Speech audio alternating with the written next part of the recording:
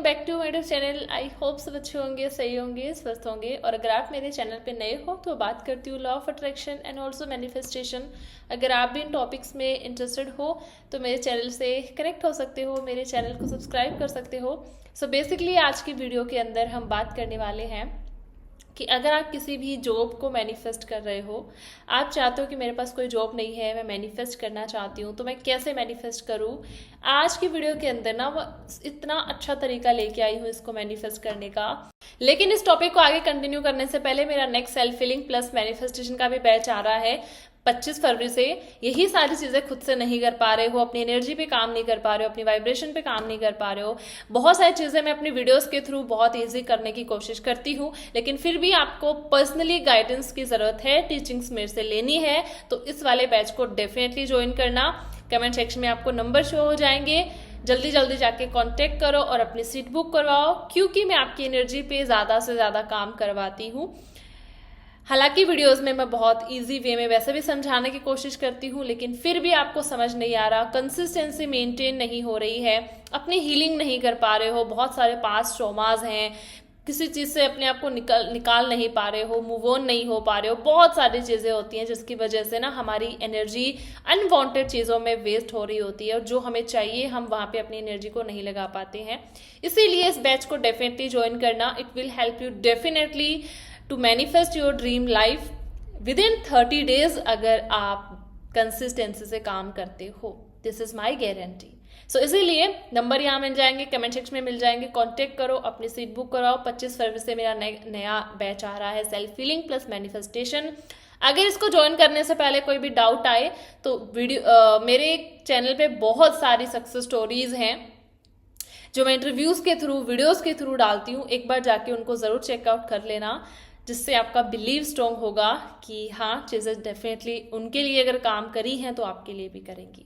Okay, अभी आ जाते हैं आगे टॉपिक पे।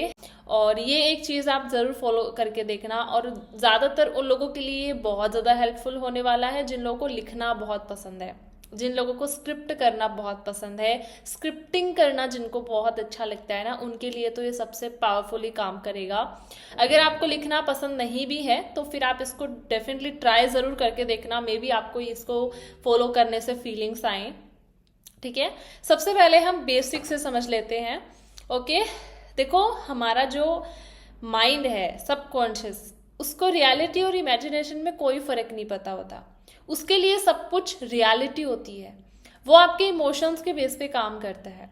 लेकिन आपका जो कॉन्शियस माइंड होता है वो थोड़ा सा शार्प होता है, उसको रियलिटी और इमेजिनेशन में सब पता होता है, उसको पता है आपकी लाइफ में क्या चीज़ें एग्जिस्ट कर रही है, क्या नहीं कर रही है।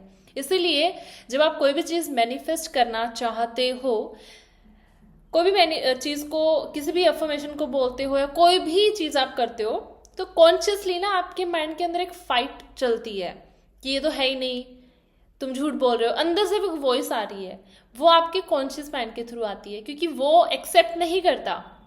इसीलिए ना हमें हर एक चीज़ को इस तरीके से फॉलो करना चाहिए जिससे हमारे अंदर उस चीज़ को लेके इमोशंस डेवलप हो, हमें वो चीज़ रियल लगने लगे, राइट?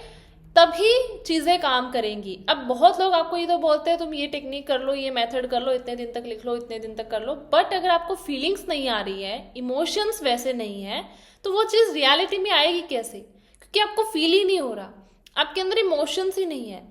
किसी भी चीज़ को मैनिफेस्ट करने के लिए आपके अंदर उस तरह के इमोशंस होना ज़रूरी है। आपका सबकॉन्शियस इमोशंस पे काम करता है, वो आपके इमोशंस को समझता है, वो आपके शब्दों और आपके विचारों को भी नहीं समझता। आप जिस टाइप के इमोशन में रहते हो, जिस चीज़ को रियलिटी माइंड में समझ लेते हो, जिस चीज़ पे आपका बिलीव स्ट्रॉन्ग होता है, वही चीज़ आपकी लाइफ में उतर के आती है, मैनिफेस्ट होके आती है। तो सबसे पहले तो ये चीज़ अपने माइंड में क्लियर रखो कि मुझे अपने इमोशंस पे काम करना है, मुझे वो चीज़ फॉलो करनी है जिसमें मुझे फील हो, मेरा इमोशन स्ट्रॉन्ग हो, क्योंकि सबकॉन्शियस इमोशंस के बेस पे ही रिप्रोग्राम होता है, और सबकॉन्शियस के अंदर जो एक चीज़ चली जाती है वो डेफिनेटली आपकी लाइफ के अंदर मैनिफेस्ट होके आती ही आती है। ठीक है, अब दूसरी चीज़, आप इस तरीके जो मैं बताने वाली हूँ ना, इसको इस तरीके से लो। फॉर एग्जाम्पल के तौर पे आपको समझा रही हूँ, जैसे मान लो आपके सामने बहुत लाइक टीवी या फिर एलईडी लगी है और आप उसमें कोई सीरियल देख रहे हो, कोई भी मूवी देख रहे हो, तो वहां पे ना वो एक तरह का एक्ट चल रहा है, मतलब वो एक तरह की कहानी है, वो एक तरह की एक्टिंग है, लेकिन आपको वो रियल लगती है। क्यों? क्योंकि उसके अंदर कलरफुल चीजें हैं, कलरफुल पिक्चर्स हैं, लोग ऐसे एक्ट कर रहे हैं जो आपको रियल लग रहा है। मतलब अगर आपको मूवी के अंदर कोई झगड़ा चल रहा है तो आपको वो झगड़ा रियल लगता है, अगर कोई रो रहा है तो आप भी साथ में रोने लग जाते हो, कोई हंस रहा है तो आप भी हंसने लग जाते हो, या फिर कुछ भी एनीथिंग आप उससे रिलेट कर लेते हो, आप उसको रियल समझते हो। कोई ऐसे डरावनी चीज देख लेते हो, आप डर जाते हो, लेकिन आप ये भूल जाते हो एक टाइम तक कि वो सिर्फ एक्टिंग है।